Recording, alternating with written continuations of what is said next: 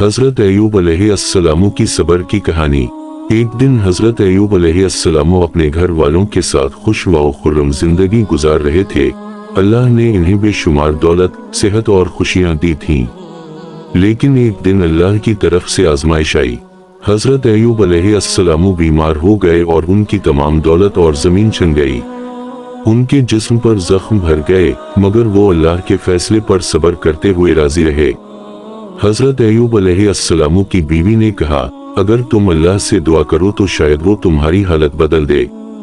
حضرت ایوب علیہ السلام نے جواب دیا، میں نے زندگی کے کئی سال خوشی میں گزارے ہیں، تو کیا یہ چند سال کی تکلیف مجھے پریشان کرے گی؟ میں اللہ کی رضا پر راضی ہوں۔ اللہ نے حضرت ایوب علیہ السلام کے صبر اور استقامت کو دیکھتے ہوئے انہیں صحت اور دولت واپس کر دی اور ان کے درجات بلند کیے۔